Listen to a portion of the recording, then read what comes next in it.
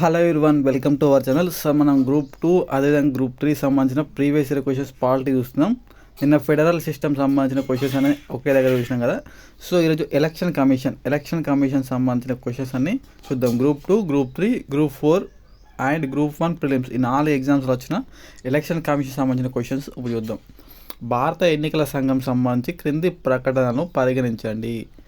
ఓకేనా. భారత రాజ్యాంగంలో 15వ పార్ట్లో ఎన్నికల సంఘం గురించి సంబంధించి ఉంది. 15వ పార్ట్లో మనకు ఎలక్షన్ కమిషన్ 324 to 329 వరకు ఉంది. Correct answer. ప్రజా ప్రాతినిధ్య చట్టం ద్వారా దీన్ని బహుళ సంస్థ కాదు. ప్రజా ప్రాతినిధ్య సంస్థ కాదు, పార్లమెంట్ చట్టం చేయడం ద్వారా బహుళ అంటే ఒక చీఫ్ ఎలక్షన్ కమిషన్, 2 ఎలక్షన్ కమిషన్లు పెట్టడం జరిగింది. ఫస్ట్ 1989 వరకు ఏకసభ్య కమిషన్ ఉండే. తర్వాత 1989 to 1990 వరకు మల్టిపుల్ ఉండే, అంటే 1+3 ఉండే. సో మన 19 నుంచి 93 వరకు మళ్ళీ ఒకటే సభ్యులు ఉండే. 93 నుంచి ఇప్పటి వరకు 1+2 ఒక చీఫ్ ఎలక్షన్ కమిషన్, 2 సభ్యులు ఉన్నారు. సో బి స్టేట్మెంట్ తప్పు. బి స్టేట్మెంట్ ఉన్నాయని డిలీట్ చేసుకో, అయిపోతుంది ఆన్సర్. ఒక సుప్రీంకోర్టు న్యాయమూర్తిని తొలగించే విధానం మాదిరినే ప్రధాన ఎన్నికల కమిషన్ తొలగిస్తారు. చీఫ్ ఎలక్షన్ కమిషనర్ మాత్రం సుప్రీంకోర్టు న్యాయమూర్తిని ఏ విధంగా తొలగిస్తారో ఆ విధంగా తొలగిస్తారు. బట్ ఎలక్షన్ కమిషన్ వాళ్ళ నార్మల్గా సిఈసి యొక్క రికమెండేషన్తో తొలగిస్తారు. నెక్స్ట్ క్వశ్చన్, పార్టీ ఫిరాయింపు చట్టం పార్లమెంట్ లేదా శాసనసభలో ఈ క్రింది ఏ ఫిరాయింపుకు వర్తిస్తుంది? రాజకీయ పార్టీలు వర్తిస్తుంది, స్వతంత్ర పార్టీలకు వర్తిస్తుంది, నామినేటెడ్ పార్టీలకు. సో దీంట్లో మన నామినేటెడ్ సభ్యుల యొక్క ఇంపార్టెన్స్ ఏంటంటే, ఒక పర్సన్ రాజ్యసభకు నామినేట్ అయిన అనుకో, నామినేట్ అయితే 6 నెలల లోపు 6 months లోపు ఏదైనా పార్టీలో చేరితే ఈయనకు యాంటీ డిఫెక్షన్ లా వర్తించదు.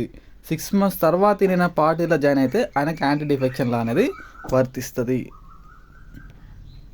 నెక్స్ట్, ఎన్నికల సంబంధించి నోటా సంబంధించి వచ్చింది చూడండి. నెక్స్ట్ క్వశ్చన్, ఈ క్రింది వాటిలో కొన్ని అంశాలు ఇచ్చింది కదా, ఆర్డర్లో అమర్చు అంటుండు. ఓకేనా, ఆర్డర్లో అమర్చు. ఫస్ట్ ఏంటి, 9వ షెడ్యూల్ ఎప్పుడు పెట్టిల్లు? 1వ రాజ్యాంగ సవరణ ద్వారా 1950లో పెట్టిల్లు. 52 ఈడబ్ల్యూఎస్ రిజర్వేషన్ మన రీసెంట్గా వచ్చింది 2018లో.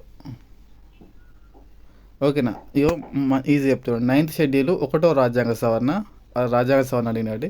ఈడబ్ల్యూఎస్ వచ్చేసి 103 రాజ్యాంగ సవరణ. సహకార సంఘాల ఏర్పాటు 97 రాజ్యాంగ సవరణ. లోక్సభలో మహిళల రిజర్వేషన్ మన రీసెంట్గా 106.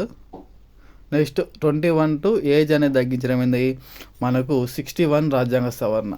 అంటే ఫస్ట్ ఏమవుతుంది మనకి ఇలా 61 వస్తుంది, అంటే ఫస్ట్ ఏమవుతుంది సి వస్తుంది, సి తర్వాత ఏ ఉంటుంది, తర్వాత ఈ ఉంటుంది, తర్వాత డి ఉంటుంది, తర్వాత బి ఉంటుంది. కాబట్టి ఇదే ఆన్సర్. చూడండి, రాజ్యాంగ సవరణ చేసిన స్క్రీన్ షాట్ తీసుకోండి దీన్ని. నెక్స్ట్, రాజ్యాంగ సవరణ వాటి లక్ష్యాలు. మొదటి రాజ్యాంగ సవరణ ద్వారా ఏమో చేసిరు మనకు అంటే జమీందారు చట్టాలు రద్దు చేసిర్రు. 9వ రాజ్యాంగ సవరణ ద్వారా మనకి ఏం చేసిరంటే భారత్ పాకిస్తాన్ మధ్య సరిహద్దు వివాదం సంబంధించి 9. 52వ రాజ్యాంగ సవరణ ఏంటిది? పార్టీ ఫిరాయింపు చట్టం. 101వ రాజ్యాంగ సవరణ జిఎస్టీ. సో ఇది దీనికి సంబంధించి.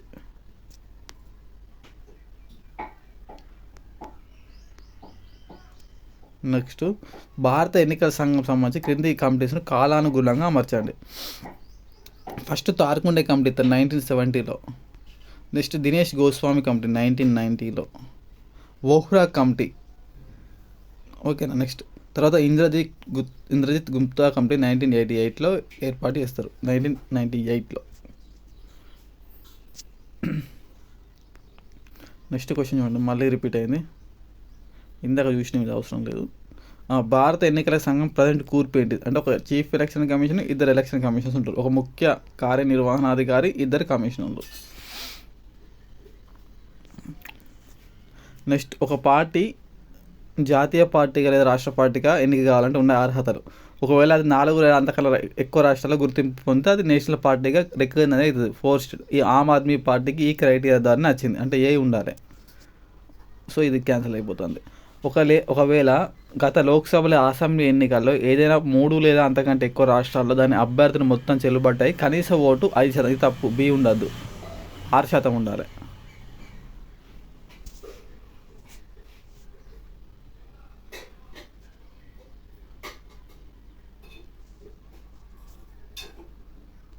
6% ఉండాలి కాబట్టి తప్పు.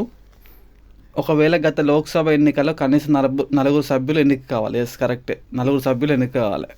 ఒకవేళ గత లోక్సభ 3 రాష్ట్రాల కంటే తక్కువ 2% సీట్స్, ఈ 3 కరెక్టే, ఏసిడి కరెక్ట్.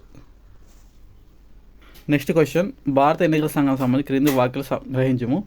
భారత ఎన్నికల సంఘం రాష్ట్రపతి సమ్మతి తర్వాత ప్రతి రాష్ట్రానికి లోక్సభ స్థానాలు కేటాయించే విధానాన్ని నిర్ణయించే అధికారం తప్పు. ఎందుకంటే మన ఎన్నికల సంఘం డీలిమిటేషన్ కమిటీ సిఫార్సు మేరకు మాత్రమే ఆ స్థానాలు అనేది మనం చేంజ్ చేస్తుంది. సో అది తప్పు.